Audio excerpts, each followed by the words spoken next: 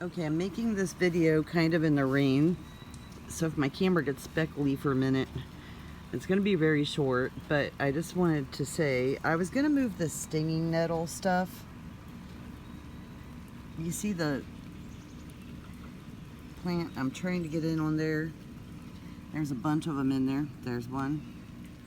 There's one. And I'll say more about it in a minute. Okay, I said I would say more about the stinging nettle outside. That plant, online it says it's kind of dangerous, and it can be dangerous for dogs and cats. And I don't know if it'll get more dangerous the bigger it gets. I mean, that's usually the way things go. But then there are some herbs and spices that the smaller they are, like they're stronger when they're smaller. So I don't know which way that'll go. But in any case, I thought I'd be able to video a little longer outside, but there was too much water getting on my phone. Of course, it's raining again. I think that we need a really strong rain across the whole United States, just a real good washing right now. Everybody's talking about the coronavirus. Okay, but anyways, I was going to move the stinging nettle out of that pot. That is the pot where all that spinach was. And yesterday I cut a whole gigantic, you know those the largest freezer bags that you can get? I cut a whole bag stuffed full of that out of there. I mean, I could weigh it. I have a scale somewhere around here. Not really sure where my scale is, actually. My dog's yawning at me. Yes, I know I'm boring. But anyways, if you touch the stinging nettle, it's supposed to sting you and then give you like a chemical rash for a few hours. It has these like barbs on it and with capsules on the end of them, and they burst and they eject some kind of liquid onto your skin and it makes you break out. But my whole life I have not been able to catch poison ivy, poison sumac, poison oak, any of that stuff. I can't catch it, and I figured it was going to be the same way. And I was trying to cut that spinach out of there yesterday, and I was going to move those stinging nettles to the front where the cats don't go, because they don't go out there because of the two tomcats that hang out on my porch.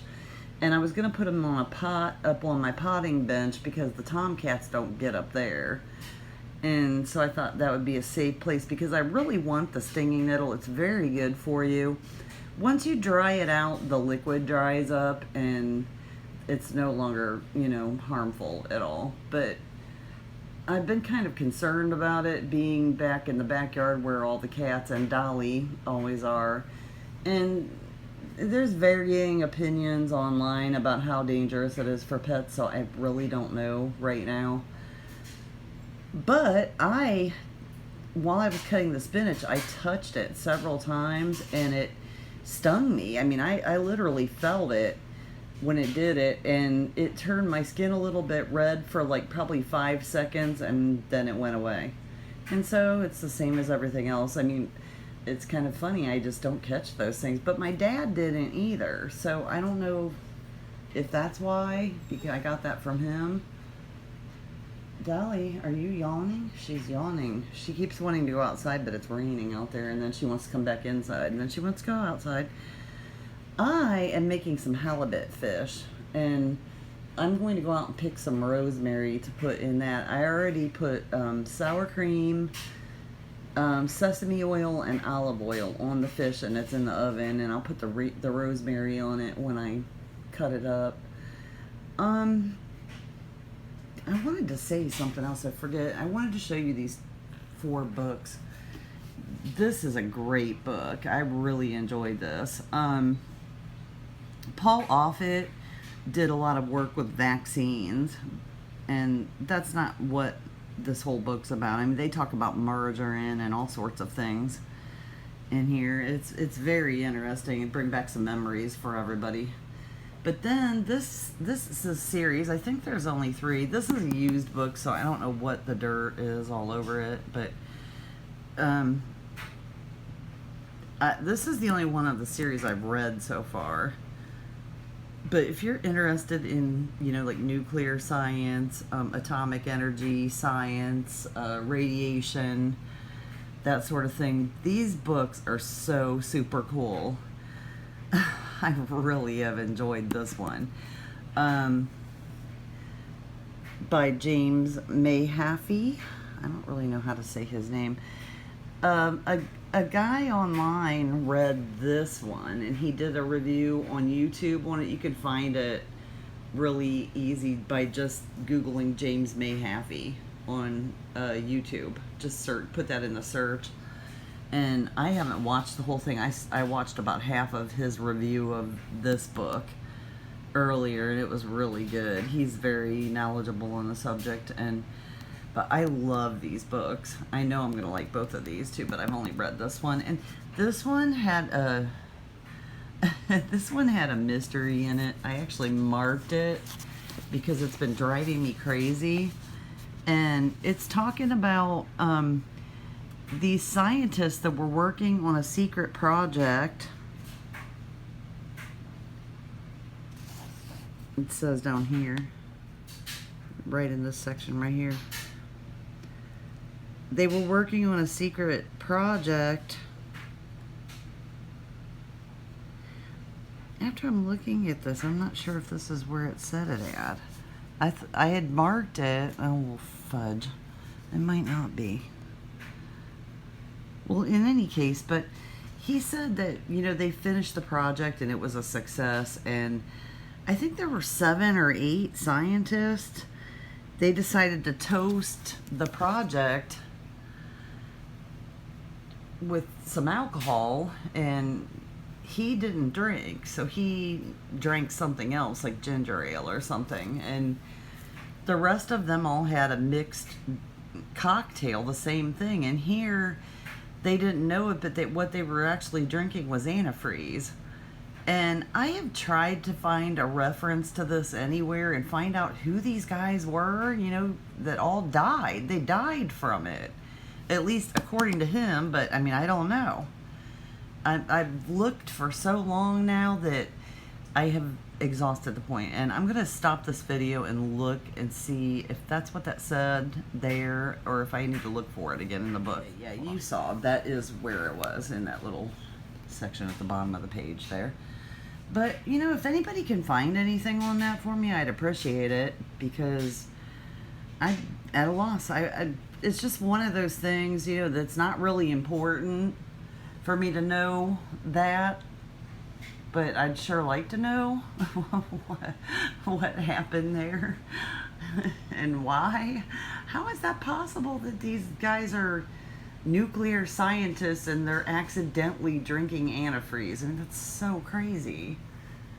But yeah, I'll probably add more to this later. I just wanted to review these books. This is such a cute book. I loved it to death. I forgot. I wanted to say too, I went out and cut my rosemary.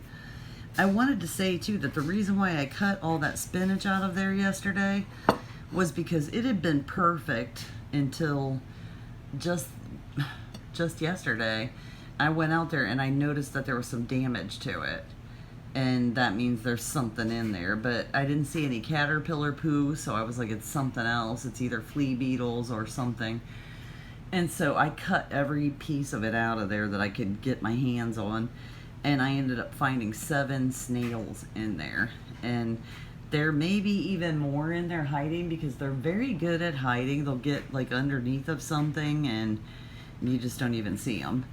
But yep, that's what was doing it. And I took them and tossed them across the yard because it takes them a long time to get back, and sometimes they never come back. So, and I was going to say about this rosemary, I'm going to put this on my halibut fish, and I have to pull all these little pieces off. And this rosemary, probably a lot of you know this already, it's very sticky. My dog is panting. Dolly. I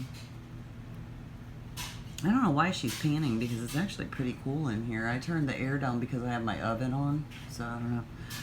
But anyways, I have to pull all of these off, and you probably know this already, but rosemary is very sticky, And so it picks up everything that goes through the air. I mean, literally everything that goes through the air will pick up. And so you have to rinse it very, very long and very, very well, because it'll get like a lot of debris on it. And so I'll pull all these little green pieces off of the stem and then cut it with my favorite scissors. And I'll show you my fish when it's done. But I'm gonna make mushroom rice, knocking a cat down. Mushroom rice with the spinach and some garlic to go with the fish, and it should be really good. I'm quarantined in my house, I guess, because everything's closed down here, and so there's really nothing else to do but just do the stuff that I do around here, and really, honestly, nothing else to do at all. See my wonderful little halibut fishes. I have 4 fillets in there, and like I said, it's got sour cream and sesame oil and olive oil, and baby girl wants to go outside and she's not allowed to because it's raining. You know what's so funny is they'll run outside, and then I let them outside, and then they went straight back in because they don't like the rain. I'm putting this rosemary, and I'm going to add a little salt and pepper, and it's already half done because fish doesn't take that long to bake. And then I'll just make my rice and be good to go. I have got my rice started here. You can see my shiitake mushrooms in there, and no, I'm sorry, those are portobellos. And I put some fresh turmeric in there, and the garlic. And I gotta tell you something funny. All this time, like, I always just peel my garlic with my fingers, and I've been watching these little Korean chicks. Is that respectful for me to call them Korean chicks? Korean chickens. Cooking forever, and they take a hammer and just pound the garlic, and the peel falls right off. First time I ever did it just now. Man, that was so much easier. I'm dumb. Okay, I have a question for everybody. Why, when you cook mushrooms in a liquid, why do they get smaller? You know, you would think because they're kind of like a sponge. Like if you soak them in... Okay, Archie. He wants to go outside. One of them's always out here complaining at me when I'm in the kitchen. But you would think because they're kind of like a sponge that they would get bigger. Don't jump up here or else there's fire. Ah, he's not listening. Don't jump up here. Okay. But you'd think since they were like a sponge, like they would get bigger, but they don't. And I know this especially because one time I bought some organic mushroom broth, and it was so good that I decided to try to make my own. And so I think, well, I was making vegetable broth anyways that day, so I took half my vegetable broth and started cooking down mushrooms just like these in it. It's boiling. I gotta turn the fire down. And it was kind of funny because, like, I came back, you know, an hour later or so, and they were like really tiny, and I was like, wow, that's weird. I don't know why that happened. So if anybody knows, let me know. And I'm gonna add the spinach in, you know, last, because really all you have to do is just cook it for a few minutes. So it's all done. It just needs to cool, and my fish is all done, and perfect quarantine food. And that spinach is really high in vitamin C, and the garlic and turmeric are like superfood, so gotta keep that immunity up.